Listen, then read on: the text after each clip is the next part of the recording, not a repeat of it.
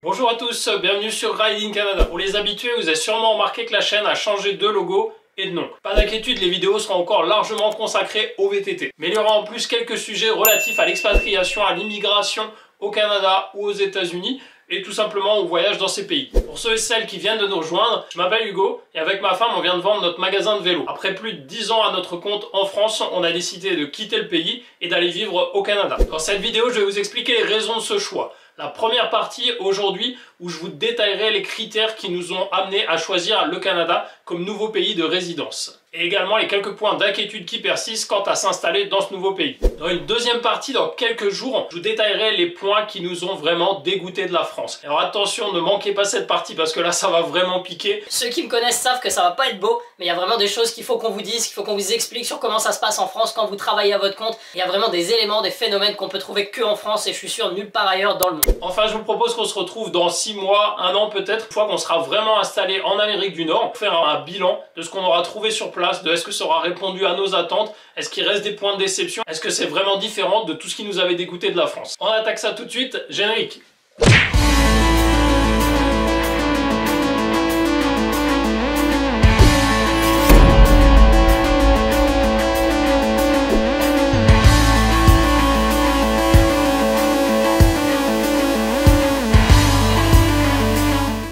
Donc aujourd'hui avec les critères qui nous ont amenés à choisir le Canada. Pour le point numéro 1, alors on n'a pas fait très original mais comme beaucoup de monde ça va être les grands espaces. Le Canada est un pays immense, ça fait quasiment 15 fois la France et vous avez une population qui est quasiment de la moitié de la population française. Alors c'est un tout petit peu plus, ils sont 38 ou 39 millions si je me rappelle bien, mais ça fait que vous avez une densité de population très basse et donc ça laisse de nombreux espaces complètement vierges, complètement sauvages. En plus le gros avantage au Canada c'est qu'on a une variété de paysages assez incroyable. Pour moi le Canada c'était la neige, le froid, les lacs gelés, arrivé avec Rasta Rocket, Jeux Olympiques de Calgary et le côté seulement hivernal. Mais il ne faut pas oublier que par exemple le Canada c'est un des pays au monde où vous avez le plus de cascades, le plus de chutes d'eau. Par exemple les chutes du Niagara, beaucoup de gens croient que c'est aux États-Unis mais c'est vraiment à la limite entre les États-Unis et le Canada, mais officiellement c'est au Canada. Vous avez donc bien sûr beaucoup de montagnes, beaucoup de lacs de montagne. On retrouve également les grands lacs qui font la frontière entre les États-Unis et le Canada avec de véritables plages tout autour de ces lacs. On va retrouver aussi la côte atlantique sur l'est du Canada.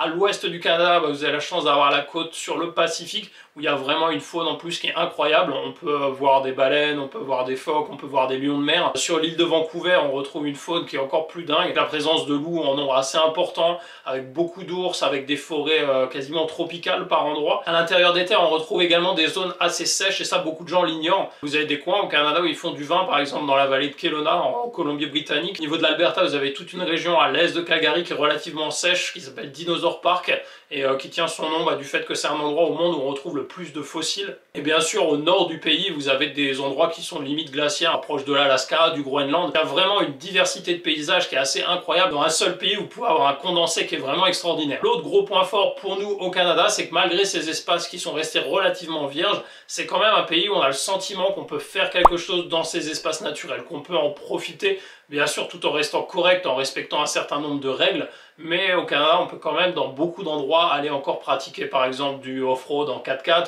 on peut faire des randonnées en moto enduro, ce qui devient quasiment complètement interdit en France. J'ai même vu, pour vous donner un exemple, une ville qui nous attire bien sur le papier, en tout cas qui réunit tous les critères qu'on recherche. Quand vous allez sur le site de l'Office du tourisme, alors c'est pas vraiment l'Office du tourisme d'ailleurs, c'est même plutôt un peu l'équivalent du parc naturel qui vous met en avant dans les activités que vous pouvez venir chez eux pour faire des randonnées en moto enduro, que vous pouvez faire du buggy, etc., que vous pouvez faire du motoneige d'hiver. C'est assez énorme. Quand on est français en tout cas ça paraît incroyable. Imaginez-vous en Alsace le parc naturel du Ballon des Vosges qui vous dit venez ici, venez chez nous, vous allez pouvoir faire plein d'activités extra, vous allez pouvoir faire du quad, vous allez pouvoir faire de l'enduro, vous allez pouvoir faire des randos en 4x4, en VTT électrique, etc.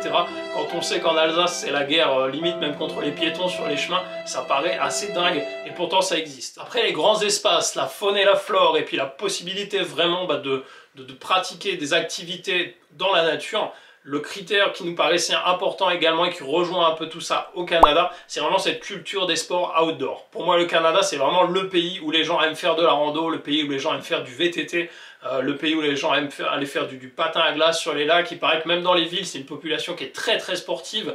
leur rythme de travail est également calé là-dessus et les gens finissent plutôt tôt le boulot pour pouvoir aller pratiquer une activité physique encore après le repas du soir. Il faut savoir qu'en Amérique du Nord, les gens mangent assez tôt et donc c'est pas rare qu'à 6h, 6h30, ils ressortent pour aller faire un hockey sur glace, pour aller faire un footing, pour aller faire du patin à glace, pour aller rouler en VTT. Donc ça, c'est vraiment quelque chose qui nous a séduit, qui nous plaît beaucoup et puis qui correspond à notre mode de vie. Point numéro 3 qui nous a amené vers le Canada, c'est le rythme de vie là-bas. C'est un pays qui est vraiment plébiscité pour son rythme, son équilibre, on va dire, entre travail et vie privée, loisirs, comme on en a parlé juste avant.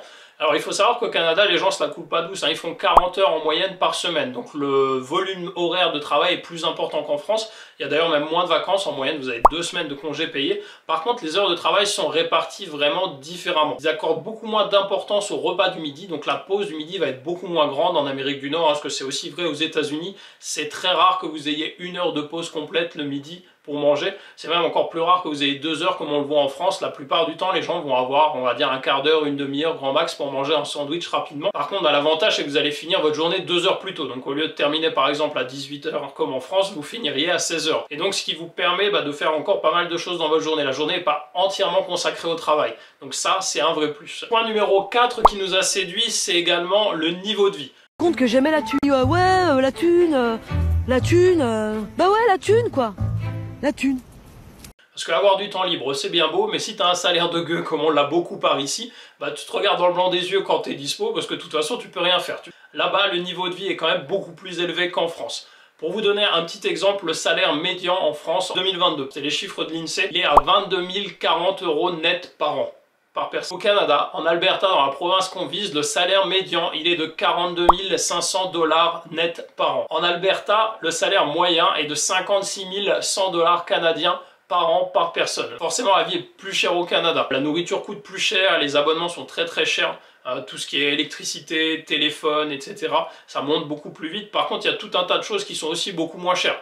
L'essence, les voitures, les loisirs, et quand on voit le gap qu'ils ont sur le salaire, ça amène quand même à s'interroger. Le reste à vivre par personne au Canada, il est nettement supérieur à celui qu'on retrouve actuellement en France. Point numéro 5 qui nous a amené à nous tourner vers le Canada, c'est qu'on a un pays qui est relativement libéral, un peu comme aux États-Unis, mais on garde quand même une politique sociale avec un filet de sécurité, un peu à l'image de ce qu'on a en France. Alors ça sera moins extrême qu'en France, ça sera peut-être moins protecteur dans certains cas. Et beaucoup de gens, quand on leur dit qu'on veut quitter la France, la première chose qu'ils vont te dire, c'est « Ah mais de toute façon, nous on a la sécu, vous vous rendez pas compte, vous avez plus la sécu, vous allez mourir. » Et bien il faut savoir qu'au Canada, ils ont aussi la sécurité sociale. Effectivement, apparemment, elle est très loin de ce que rembourse la sécurité sociale en France. Mais elle remplit quand même son rôle de filet de sécurité en cas de coup dur, avec des cotisations qui sont beaucoup moins élevées que chez nous, et ça c'est vraiment un plus pour un bon équilibre de vie. L'autre point qu'on met souvent en avant en France, c'est la gratuité de l'éducation, la gratuité pour la scolarité. Il faut savoir qu'au Canada, les écoles publiques sont aussi gratuites jusqu'à 18 ans, suivant le type de visa que vous avez, ou alors si vous êtes vraiment citoyen canadien.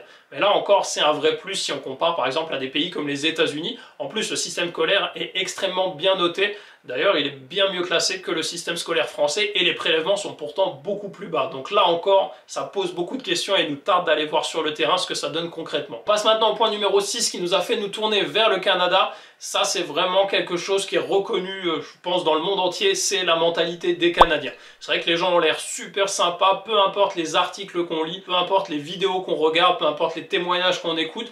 Et on le ressent déjà quand on va aux États-Unis, il y a énormément d'États où les gens sont très accueillants, où les gens vont s'arrêter pour vous demander si vous avez besoin de quelque chose, si vous cherchez votre chemin, si même parfois vous avez besoin qu'ils vous emmènent quelque part, ce qui paraît assez fou. On est très loin de ce sentiment quand on se balade en France. Il nous tarde de découvrir ça, il nous tarde d'aller dans un pays où on rencontre vraiment cette atmosphère et c'est un vrai plus, je pense, de bosser dans ces conditions ou d'évoluer dans un pays avec de telles mentalités. Point numéro 7, mais je pense que c'est à relier avec le point qu'on a cité juste avant, c'est le côté pet friendly qu'on retrouve au Canada. Avoir un chien en France, ça peut vite être très compliqué. Les possesseurs de chiens doivent sûrement se demander comme moi pourquoi c'est si compliqué d'aller en vacances avec son chien, pourquoi toutes les plages sont interdites alors que vous avez beaucoup de chiens qui sont plus propres que beaucoup d'humains. Pourquoi on vous regarde de travers quand vous emmenez votre chien dans un magasin alors que de toute façon il ne va pas inonder le magasin, il ne va pas déchiqueter tout ce qui s'y trouve. Pourquoi? Bah, c'est quasiment interdit hein, d'aller au boulot avec son chien, ou alors dès qu'il y a une boîte qui le fait, ça y est, elle passe aux infos parce que ça paraît incroyable. Il faut savoir qu'au Canada, vous avez beaucoup de sociétés où même si vous n'êtes pas le patron, vous pouvez aller au bureau avec votre chien, s'il se comporte bien, bien sûr. Vous pouvez vous balader dans la rue sans souci, vous pouvez l'emmener dans des parcs nationaux, vous pouvez l'emmener à la plage, c'est pas quelque chose de choquant. Vous allez même retrouver dans des grandes villes des parcs pet friendly, donc vraiment destinés aux animaux, qui sont entièrement clôturés et où vous pouvez lâcher votre animal. Il faut savoir qu'il y a beaucoup d'espaces naturels par contre au Canada où c'est conseillé de ne pas lâcher votre animal parce que c'est un quoi qui ne reviennent pas s'ils croisent un ours ou un serpent à sonnette ou autre. Bah là vous avez beaucoup de parcs dans des villes par exemple comme Calgary où vous pouvez laisser votre chien en liberté à condition qu'il soit un minimum sociabilisé et les chiens peuvent se rencontrer, les gens sont habitués à ça, ça se passe très bien, hein, c'est des choses qui existent depuis plusieurs années. C'est vraiment un côté qui nous a attiré aussi, ça paraît simple comme bonjour mais chez nous on n'arrive pas à le mettre en place. Le point numéro 8 qui nous a attiré au Canada, c'est l'accès à cette culture nord-américaine. Qu'on aime ou pas les États-Unis, c'est assez à la mode en ce moment de pas aimer. Mais voilà, vous avez beaucoup de gens qui vous diront qu'ils n'aiment pas les États-Unis, mais en tout cas, ils ont toujours utilisé des produits, des services, regardé des films, des séries qui viennent des États-Unis. Je pense que c'est impossible de ne pas avoir été à un moment ou un autre de sa vie en contact avec Google, avec un produit Apple, d'avoir voulu avoir des Nike, d'avoir regardé des films américains, d'avoir regardé des séries américaines. C'est quand même un pays qui a influencé la vie des autres pays du monde. C'est comme ça, c'est un fait. Je sais pas si c'est bien, je sais pas si c'est pas bien. Et il se trouve que y a beaucoup de choses qui sont faites en commun entre le Canada et les États-Unis. Il faut savoir par exemple beaucoup de films, beaucoup de séries américaines sont tournées au Canada pour des raisons fiscales, pour des facilités de tournage parce qu'il y a plus d'espace libre, etc. Donc voilà, arriver au Canada, c'est aussi accéder quand même à toute cette culture nord-américaine qu'on voit depuis des années, hein, depuis qu'on est tout petit. Moi, à titre perso, depuis que je suis tout petit, j'ai toujours suivi les courses de BMX aux États-Unis, les championnats de motocross et de supercross, le stock car, voir les films américains, etc. Et c'est vrai que c'est quelque chose qui me fait rêver depuis plusieurs années. Il y a des choses qui sont pas forcément bien, mais il y a quand même beaucoup de côtés positifs. Il y a ce côté leader dans beaucoup de choses qui sont développées quand même en Amérique du Nord, qui nous tarde de rencontrer, de vivre de l'intérieur pour voir vraiment concrètement comment ça se passe. Et enfin, le dernier point, mais qui fait complètement partie, je pense, de la culture nord-américaine. Alors certains ont sûrement trouvé ça un peu futile, mais perso, je suis prêt à déménager juste pour ça, c'est les voitures américaines.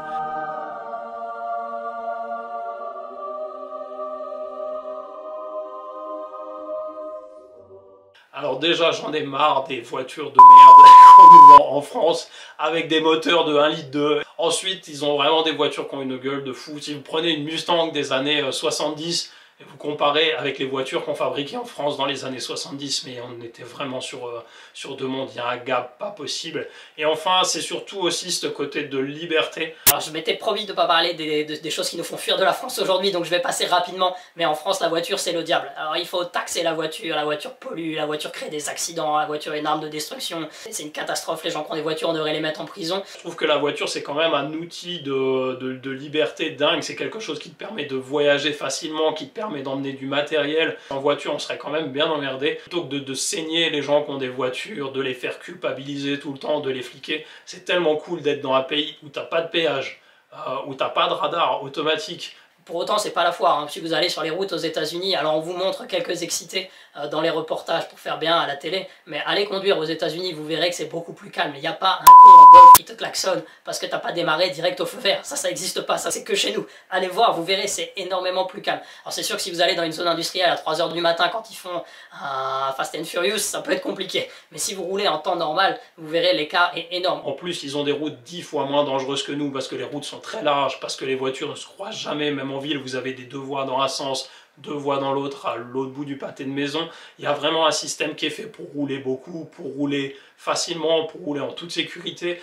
Et en plus, ils ont compris que voilà, la voiture c'était un instrument de liberté, que c'était un instrument de plaisir aussi, parce qu'on met des sommes folles dans nos voitures. Quand on gagne le SMIC en France, on se saigne pour payer sa voiture toute l'année, ça fait chier de mettre cet argent pour acheter une bouse qui n'a pas de charme, qui est gris métal, qui est dégueulasse, qui a un moteur qui ne va pas tenir. Pouvoir aller aux États-Unis ou au Canada, profiter facilement de s'acheter une Mustang, de s'acheter une Camaro, de se faire plaisir avec un gros pick-up. Ça peut paraître très futile, mais on n'a qu'une vie. Et franchement, moi ça m'embête, voilà, presque 40 ans de rester en France et de regarder ça que en photo comme un con. Je pense qu'on va vraiment se faire plaisir, en tout cas sur la route, ça sera vraiment un truc génial. Pour rentrer maintenant un peu plus dans le détail, où est-ce qu'on souhaite aller exactement au Canada? Dans un premier temps, on va bouger dans pas mal de provinces, mais dans l'idée on souhaiterait par la suite s'établir plutôt côté ouest du Canada. On a une province qui s'appelle l'Alberta. C'est la deuxième province en partant de la côte ouest du Canada. Le long du Pacifique, vous avez la Colombie-Britannique, qui est une magnifique région, mais qui est de plus en plus peuplée, parce que ça attire beaucoup de monde, où le coût de la vie est assez élevé, et surtout le gros problème de la Colombie-Britannique, malgré qu'ils aient un relief qui est magnifique et des paysages assez fantastiques, c'est qu'il pleut quasiment toute l'année, parce que vous avez beaucoup de précipitations qui arrivent du Pacifique et qui s'arrêtent sur les Rocheuses. De tête de l'air, quelque chose comme 200 jours de pluie par an, ce qui est assez énorme. Moi je viens de Normandie, je suis déjà réfugié climatique, donc si je pouvais atterrir dans un endroit à peu près sec, ça pourrait me sauver la vie. En Alberta, c'est complètement différent parce que vous êtes de l'autre côté des Rocheuses. Il faut savoir que les données météo, alors je vais vous les mettre à l'écran, vous voyez au niveau de l'ensoleillement, on est presque au niveau des villes du sud de la France. On a quasiment autant d'heures de soleil et il y a énormément de jours de soleil, en tout cas très peu de jours de pluie. En Alberta, en gros, soit il fait beau, soit il neige, mais la plupart du temps le ciel est très dégagé. Ensuite on retrouve un relief qui est vraiment intéressant et qui est super varié. Alors les 3/4 de l'état de l'Alberta, c'est des grandes prairies, c'est un état qui fait beaucoup d'agriculture. Par contre, sur la partie ouest, donc à la limite avec la Colombie-Britannique, vous retrouvez la chaîne des Rocheuses. C'est en Alberta, il faut savoir que vous avez les plus beaux parcs nationaux du Canada qui sont Banff et Jasper. Il y a vraiment une variété de paysages qu'on retrouve dans cet état. L'autre point, alors qui va être plus discutable, c'est que l'Alberta, donc dans toute sa partie plate, a beaucoup de puits de pétrole. C'est la région du Canada qui produit le pétrole pour le Canada. Même s'ils en apportent d'autres pays. Donc c'est un endroit où l'essence coûte très peu cher, donc pour les facilités de déplacement qu'on évoquait avant, c'est très intéressant. C'est aussi, miracle, la province au Canada où on retrouve le plus de pick-up. C'est d'ailleurs une des provinces qui dépense le plus pour ses véhicules, mais bon, ils se font plaisir, ils prennent des beaux véhicules. Donc ça va, on devrait réussir à s'y faire plutôt bien. On va se forcer, mais voilà, ça devrait aller. Un autre point qui rejoint ce qu'on a évoqué en première partie, c'est le fait que l'Alberta soit un état anglophone. Au Canada, vous avez des parties francophones, vous avez des parties anglophones, et normalement, tous les services et les administrations doivent parler dans les deux langues. Mais il y a quand même des grosses tendances. Vous voulez s'orienter vers une partie anglophone pour avoir accès, je pense, un peu plus à cette culture nord-américaine qu'on évoquait juste avant. Et puis aussi, à titre personnel, on s'est dit que par la suite, c'est quand même une richesse d'avoir la double culture, d'avoir les deux langues. Ça peut apporter pas mal de choses. Quand vous avez des enfants, c'est toujours intéressant, je pense qu'ils savent parler français et anglais dès tout petits, et puis qu'ils aient accès aussi à ces deux cultures un peu européennes et un peu nord-américaines. Je pense que c'est vraiment un plus, une richesse. Enfin, un autre point fort, en tout cas pour moi, de l'Alberta, c'est que c'est un état qui est relativement conservateur. Souvent, c'est à la mode aujourd'hui de pas aimer les états conservateurs, sauf que quand on regarde par exemple aux États-Unis, la carte des états qui gagnent le plus d'habitants chaque année, c'est que des états conservateurs. Le Texas,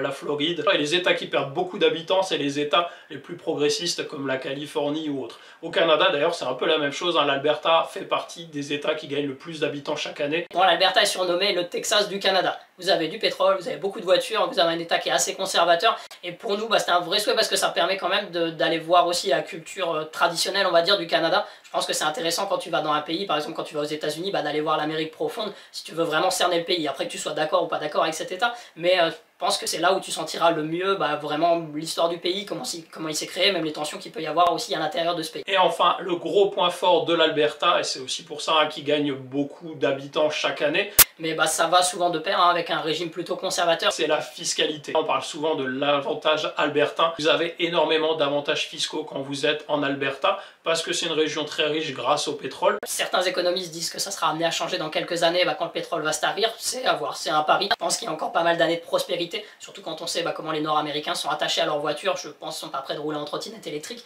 Il faut savoir qu'au Canada, sur tout ce que vous achetez, vous avez comme en France de la TVA. Sur cette TVA, il y a une part de l'État, du Canada global, qui est la même partout, qui est de 5%. Et après, vous avez une part qui dépend des provinces, qui est très variable d'une province à l'autre. Si je ne me trompe pas, au Québec, alors je ne voudrais pas dire de bêtises, je ne sais plus si c'est 10 ou 15%. Mais ce qui fait que par exemple, même si c'est que 10%, 10% du Québec plus les 5% de l'État, sur tout ce que vous allez acheter, vous allez payer 15% de TVA. En réalité, c'est un peu plus compliqué. Suivant les produits, il y en a qui sont exonérés de tout ou d'une partie de la TVA. Mais voilà, vous partez sur une base de 15%. En Alberta, il n'y a pas de part provinciale. Tout ce que vous achetez, c'est 5%. Et encore, il y aura des exonérations suivant les produits. Donc le gap est assez énorme, ça fait un beau décalage. Si vous achetez par exemple une voiture, c'est pas négligeable, vous perdez tout ça. En plus de mémoire, je crois que la taxe d'enregistrement des véhicules est beaucoup plus basse en Alberta, parce qu'ils savent que tout le monde achète des gros véhicules là-bas. C'est beaucoup plus avantageux, c'est aussi pour ça qu'on a choisi d'avoir une adresse là-bas pour le début de notre voyage au Canada, qu'on a prévu sûrement d'acheter un camping-car ou un gros véhicule à notre arrivée. On fera déjà une belle économie en arrivant et en étant domicilié en Alberta. Le plus important, c'est que ça s'arrête pas là. L'avantage fiscal albertain, il se poursuit sur les ménages au niveau de l'impôt. L'impôt sur le revenu, par exemple, est 2 fois plus bas en Alberta qu'au Québec. Et l'impôt sur les sociétés est vraiment très intéressant. J'ai vu plusieurs articles à ce sujet, vous pourrez vous renseigner sur internet. Je suis tombé notamment sur un article qui disait que l'Alberta était même plus intéressante que 44 des 50 États des États-Unis au niveau de l'impôt sur les sociétés et de la fiscalité des entreprises. Donc ça, c'est un vrai point positif. Alors nous, ça va nous changer la vie si on rouvre un magasin de vélo par rapport à ce qu'on a connu en France. Le gap va être juste énorme. Voilà pour cette première partie. Alors j'espère que vous aurez appris des choses, que ça vous aura intéressé. Si vous avez des questions, n'hésitez pas à les mettre en commentaire. S'il y a des choses que j'ai dit et qui n'étaient pas exactes ou des trucs que vous n'êtes pas d'accord, n'hésitez pas non plus à les mettre en commentaire. Ne jouez pas votre vie à chaque fois, hein, quand on parle d'un pays, il y en a qui s'enflamment. Si vous n'êtes pas d'accord avec moi, si vous n'êtes pas d'accord avec ce qui est dit dans cette vidéo, c'est pas grave, vous avez le droit d'avoir votre point de vue, j'ai le droit d'avoir le mien. Au contraire, c'est intéressant d'échanger. Pour la deuxième partie, je vous donne rendez-vous dans quelques jours et là, oui, on va parler de la situation en France. Alors ça va piquer un peu plus, mais voilà, je pense que c'est important aussi de le dire, d'expliquer pourquoi on part, parce qu'il y a des choses à dire. J'essaierai de faire condenser, mais ça va être lourd, hein, ça va être violent. Ne loupez pas la prochaine partie. Si vous n'êtes pas abonné, n'hésitez pas à le faire, comme ça vous êtes sûr de ne pas la louper. Donc pour ça, cliquez en bas sur s'abonner et d'activer la cloche des notifications. N'hésitez pas non plus à partager la vidéo tout autour de vous, ça pourra sûrement intéresser des gens qui souhaitent soit voyager au Canada, voire même également s'expatrier là-bas et quitter la France. En attendant, je vous souhaite une très bonne journée à tous, bon ride si vous êtes en vélo, et puis à bientôt.